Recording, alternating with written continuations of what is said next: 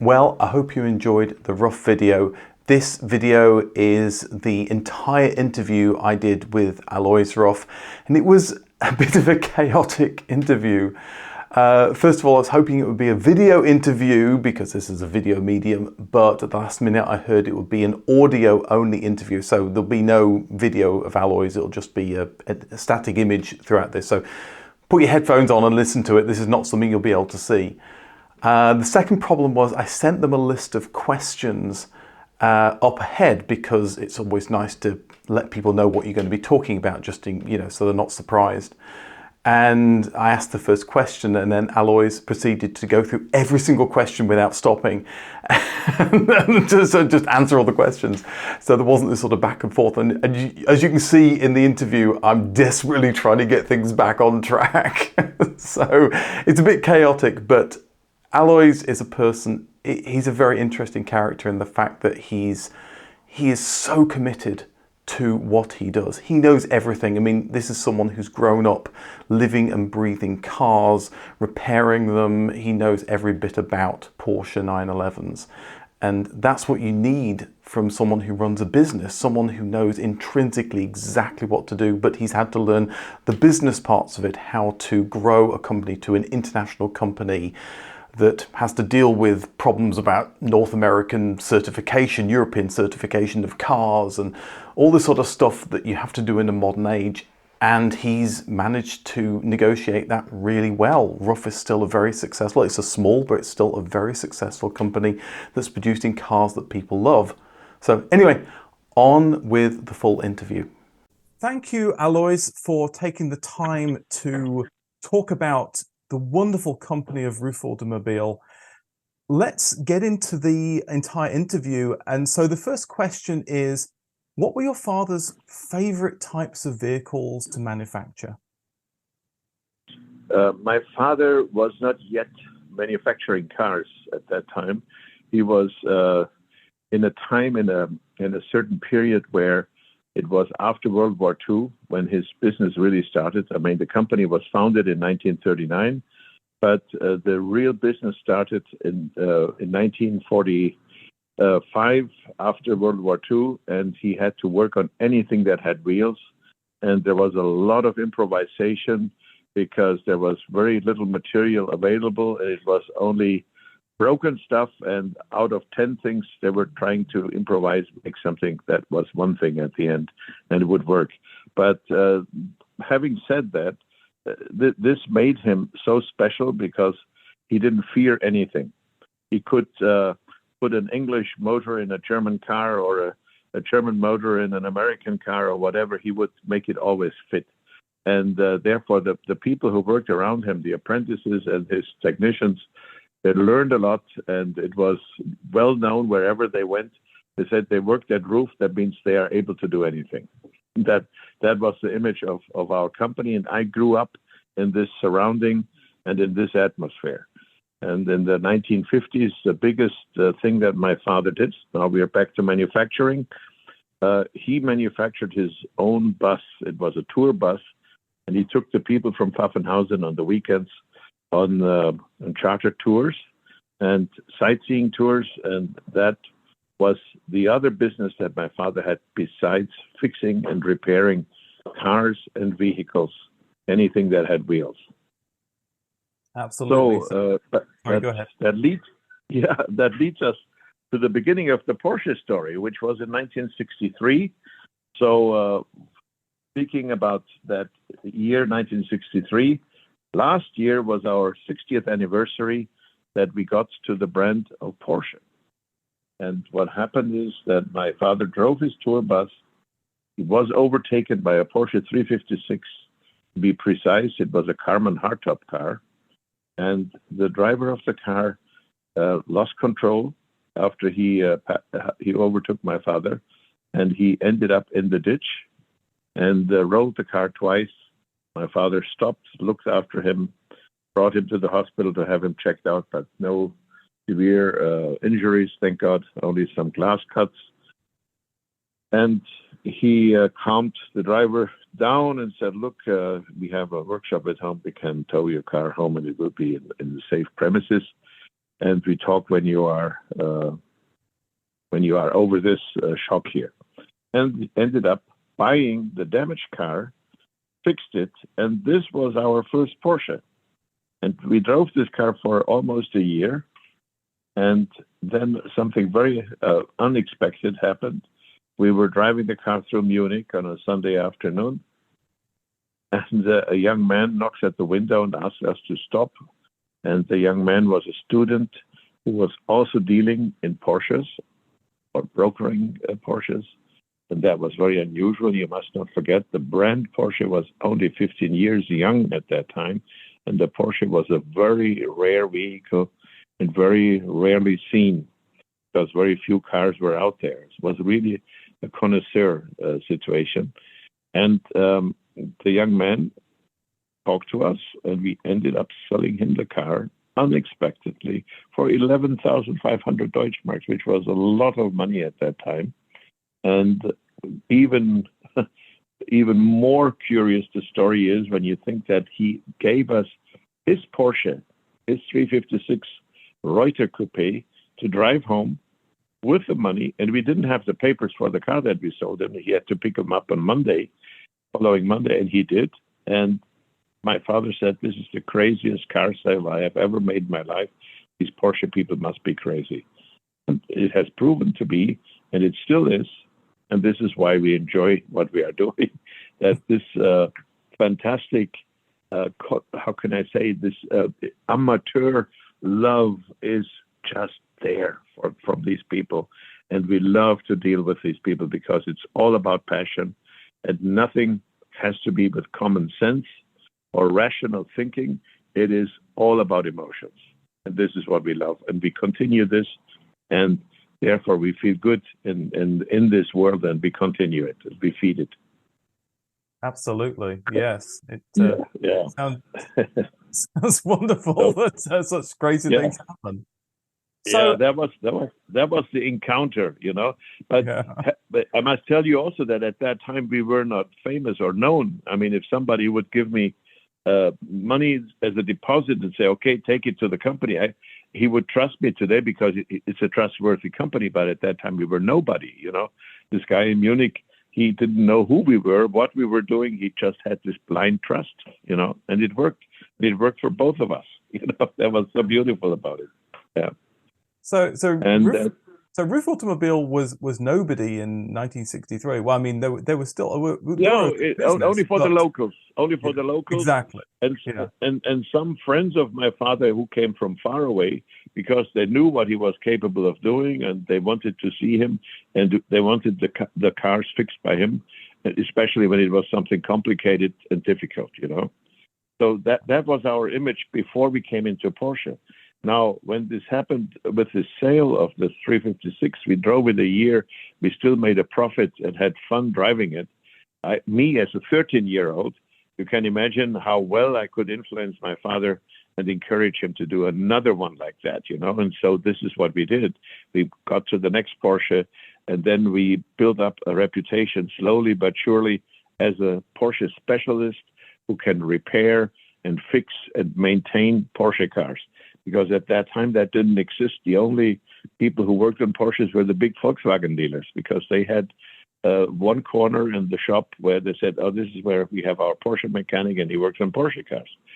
Porsche didn't have their own service organization. They were all part of Volkswagen.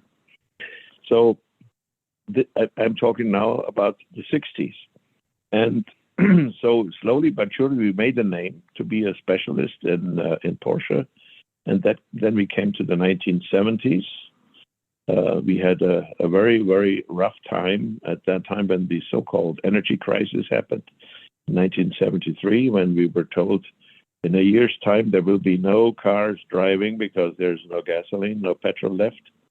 And that was very difficult for us. And but thank God in 74 that was lifted again, and we came back to work. But this is when I lost my father. My father died at the age of 62, very young, on a heart attack. And for me, as a 24-year-old, it was a very difficult jump into the water, the cold water. But I had to swim to survive, and I made it. And it's easy to say today, but those were very, very difficult years. And then something happened in the Porsche world where Porsche believed that the 911 Porsche has no future. And they said, we will stop the production in 1980, maybe 1981, the last year. And then it will be finished with the 911. And everybody will have a rational car, which would have been the 928, and which is a much better car. It has heating, and it has engine in the front. It has better road holding, and all kinds of arguments. And Porsche themselves talked themselves out of the 911. And the motor press in Germany did not believe in that, and I also did not believe in that. So we came up with some cars that were going the other direction to enhance the 911. The first one was our turbo, the Ruf Turbo, in 1977, which had already a 5-speed gearbox and a 303 horsepower engine, and a lot of beautiful styling elements that we made with this car, and it was very well received with the German auto press, which was Automotor Sport. And that was our first appearance in an automotive magazine. And that was a breakthrough for us.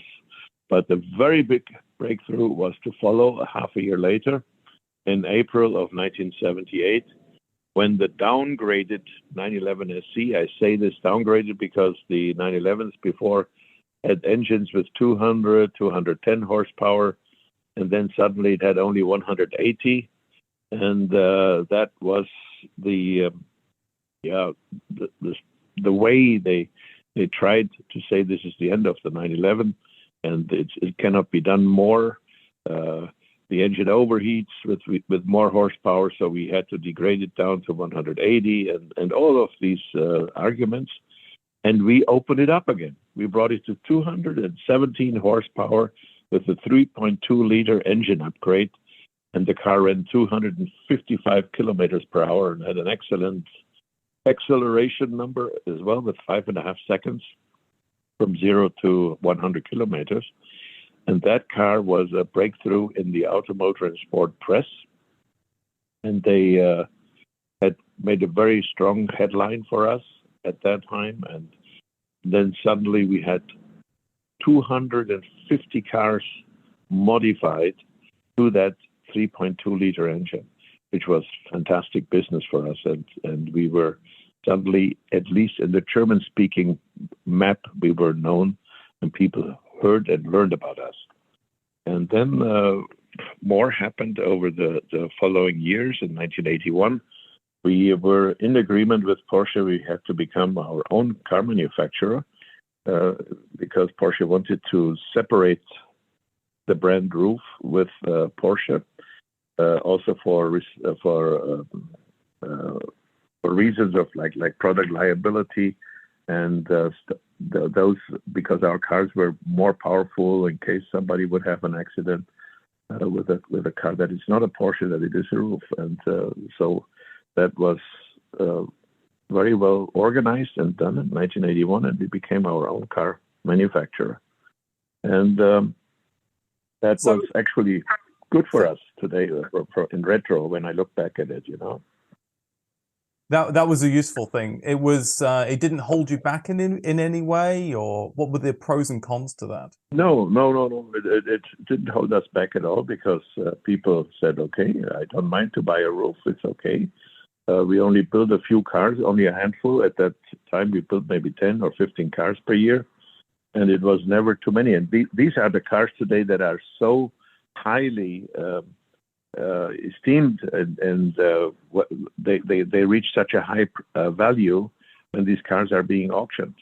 Those were the early 70s and 80s cars that were manufactured by Ruf. And coming to your question, what is the advantages over other tuners in the 70s and 80s? It was definitely our depth in the technology in the drivetrain. Nobody touched that. Nobody touched the gearbox to make a 5-speed gearbox out of a 4-speed gearbox.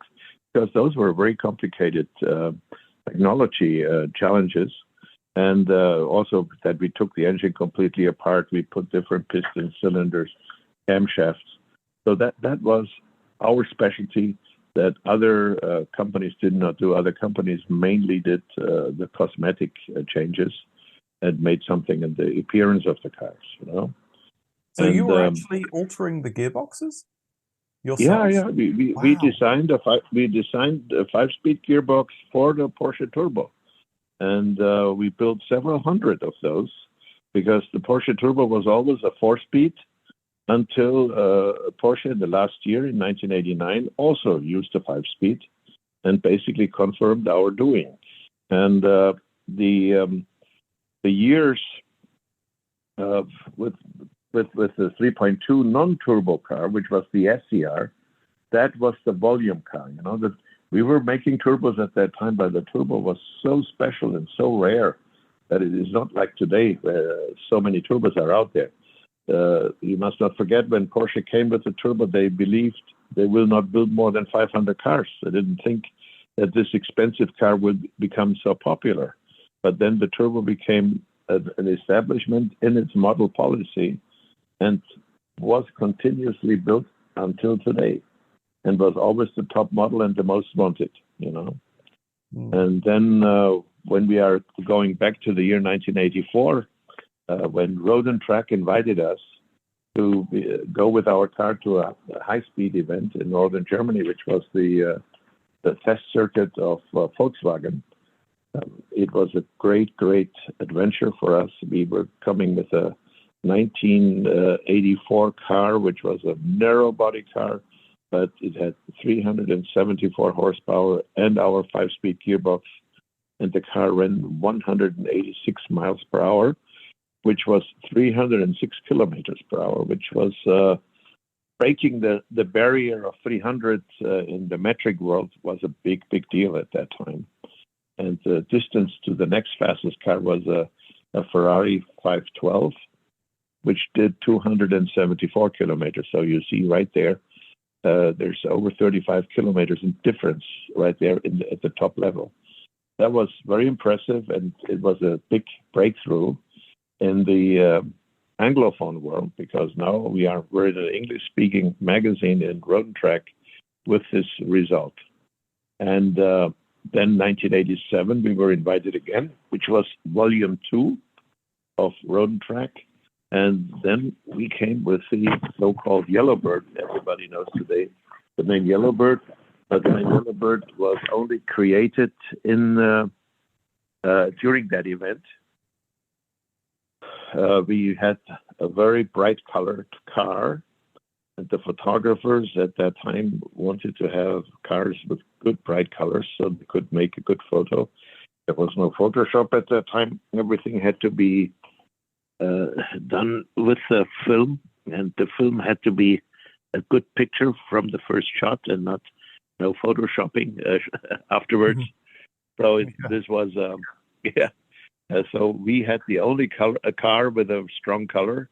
There was a Ferrari also in red, which was good, but all the other cars were in dark colors, and the weather was terrible. It was a black sky, and the only car that was so shiny was this yellow car. And Peter Egan from Road and Track and Richard Barron, they were playing with words, and suddenly they came up with the name Yellowbird. They called the car Yellowbird. That became the nickname of this car.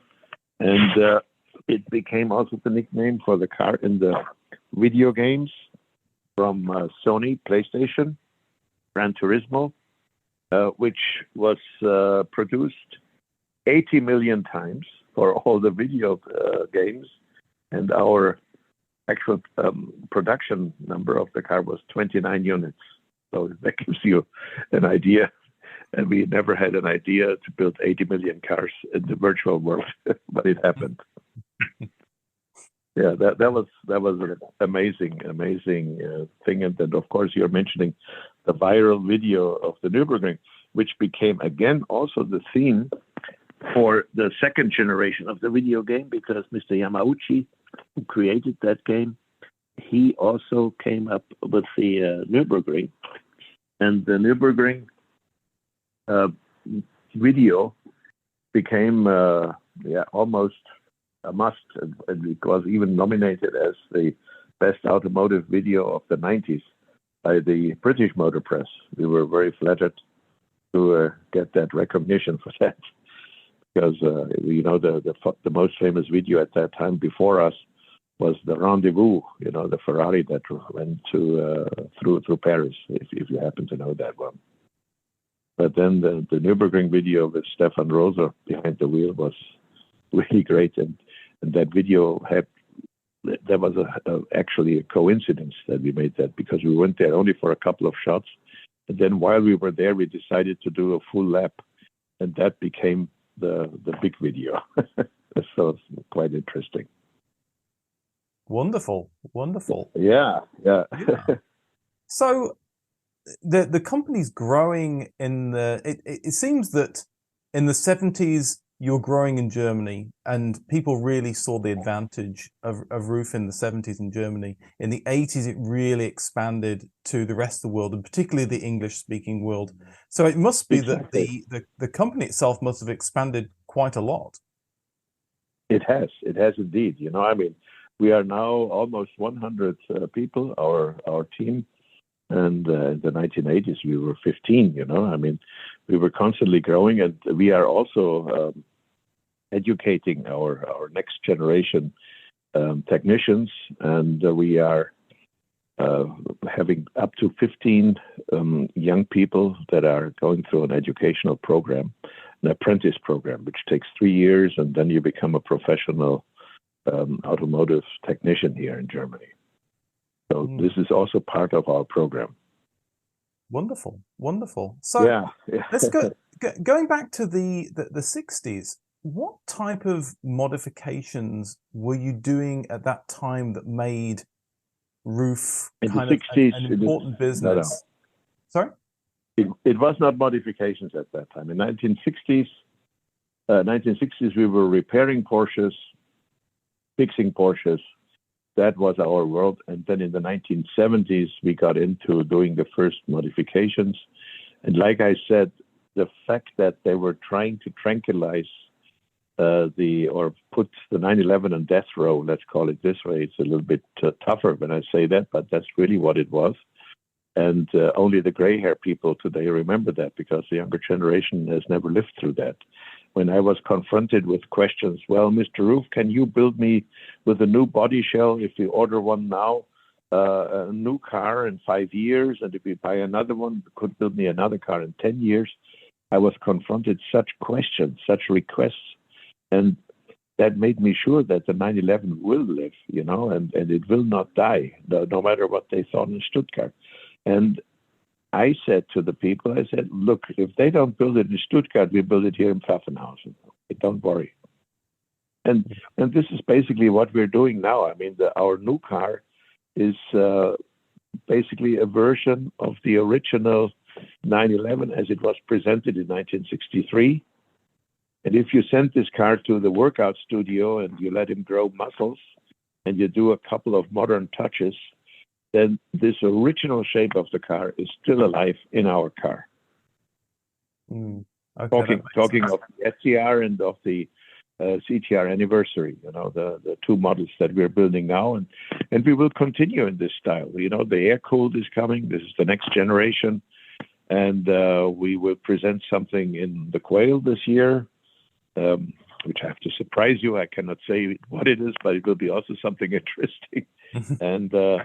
And we continue this way. We just think along this DNA, and we feel this is the best car, and it has a future, as it had a past. Wonderful. So going back to 1978, the SCR 3.2, that was a non-turbo car at a time when the whole world was going turbo crazy. You had the no, turbo was not. No, turbo was not so common yet at that time. And the only turbo car in the 1970s that we knew of was the Porsche Turbo, of course, that started in 1975, or you could say even 74, late 74. And then there was the BMW Turbo, the 2002 Turbo, if you remember that. but there were no other turbos out there. The turbo boom has started later. They came in the more like in the 1980s. Okay. Okay. Fair enough. Yeah. So, you 1987, the CTR is the fastest production car. What special work was needed to get it to that point, and what in particular did Ruf bring to make that happen? Again, we were with a very slim car. We didn't overdo the size, so it is for the aerodynamic that helps for the top speed, of course. And we had an engine with twin turbocharge, which was fairly new at that time. That was not around, only in the race car 962. If you know the Porsche 962, and we said we want to have an engine similar to the Porsche 962 engine with twin turbocharging. And in order to make that orchestra play correctly, you needed to have a digital engine management system, which was not available in the production cars of Porsche. So you couldn't say, oh, okay, I use such and such unit and I'm going to modify it. You had to go and find a new solution. And we found that through Bosch Motorsport. They allowed us to use the 1.2 Motronic, which was a racing Motronic and was actually the same one that was used in the 962 race car. And then we had the possibility to open up our engine to bring it to this wonderful 469 horsepower. And in this package, we made it to the speed of 211 miles per hour, which later was superseded to 230 miles per hour in 1988 in Naruto. So those were the two high-speed runs, and it made it the world's fastest car. And that was really something at that time which I could not realize what that actually meant. Today I understand it. That was really casting our future. And we're still, and we're still very, very, very proud of this. That was a fantastic endeavor. Absolutely. Yeah. Absolutely. So moving on, in 2007, you create the CTR3, and this is a very different car because it's the first all Ruf car.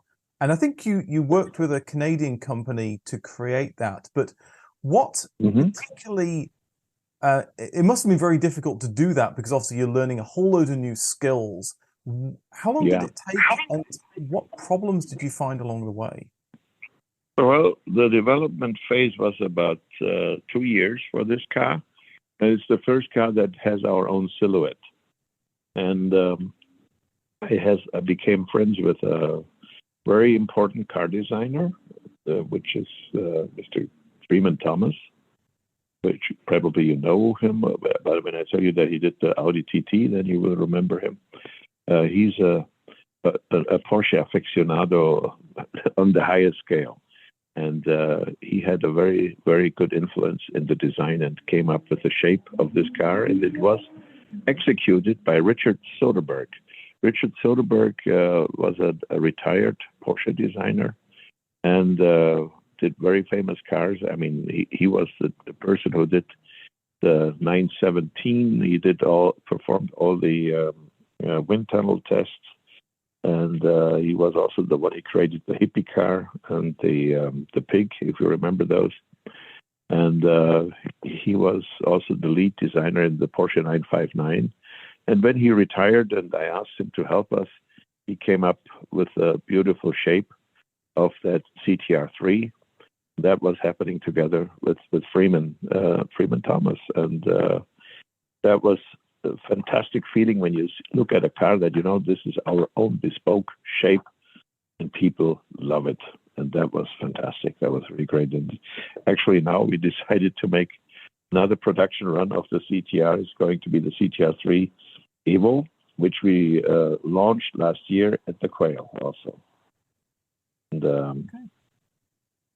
so that's happening. Yeah, thank you. It goes from strength to strength. Absolutely. Yes. So it seems that Ruf, obviously Porsche and Ruf are such a intertwined over so many years. And Mercedes have AMG.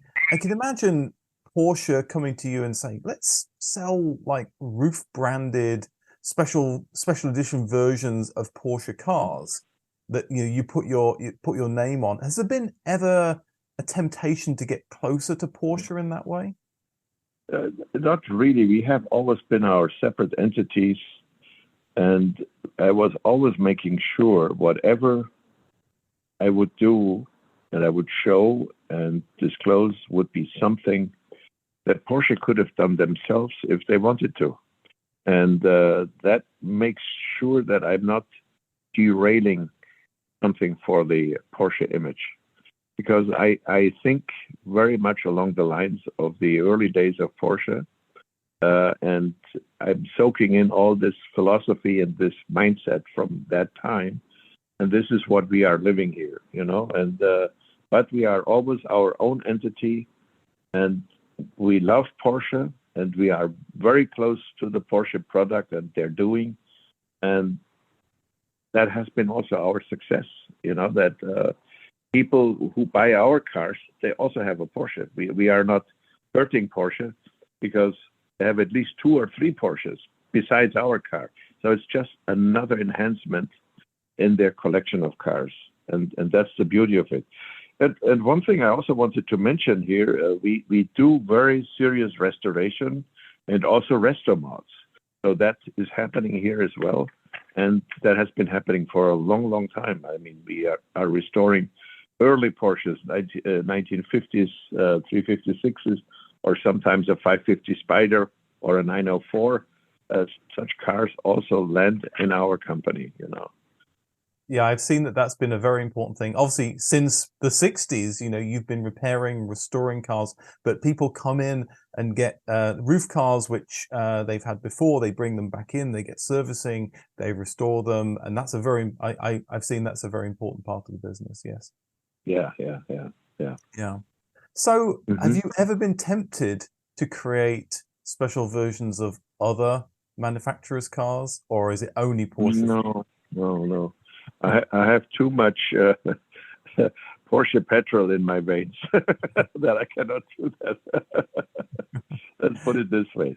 No, and it keeps us very busy. I mean, of course, we have always crazy ideas. What else could be done? We could do this, and could we do that? But you cannot do anything. It's already a miracle that a company that small as we are can put a whole car together, from the logistics, from the engineering, and that the whole car has a harmony at the end, and it runs right, and it sounds right, and it is an orchestra playing the right way. And that's very important. And we're very happy that we are able to manage that, So yeah. It is good, but there's always something new coming. You have your specialist. There's still, okay. Yeah, we have the specialist, and my brain is still very full with ideas. Good. All right. What's the favorite Ruf automotive creation that you've done over all these years?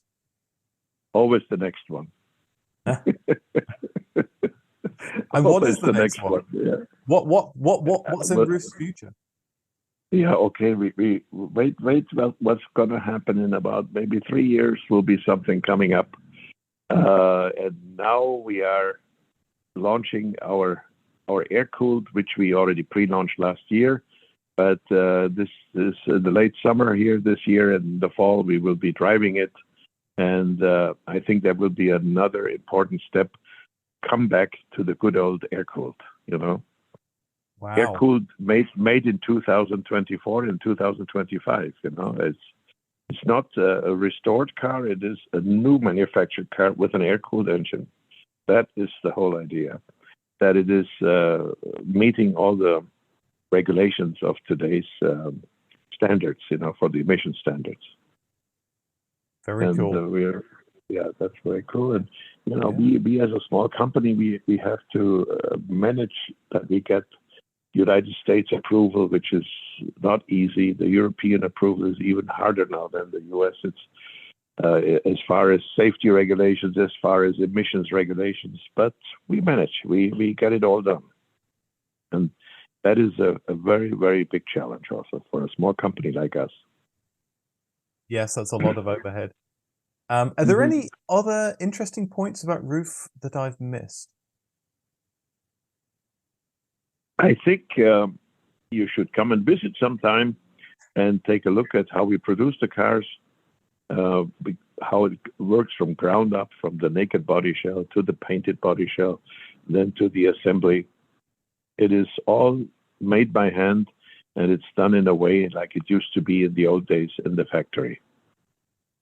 I would love to do that. I may be coming through to Europe in September, October. So I might hit you up. I might just take you up on that offer. Wonderful. Would be great, Andy. Would be super. Lovely. Well, thank you so much, Alois, for this interview. No, it was wonderful. Thank you for the time, and thank you for making a nice reflection of and an insight of Ruf, what we have been talking today. Thank you so much. And my very, very best regards and wishes to all the Porsche and Ruf lovers. Well, I hope you enjoyed the full interview. There'll be a couple of other links over on the right-hand side if you want to click on other videos. Thanks for watching, and I'll see you in the next video.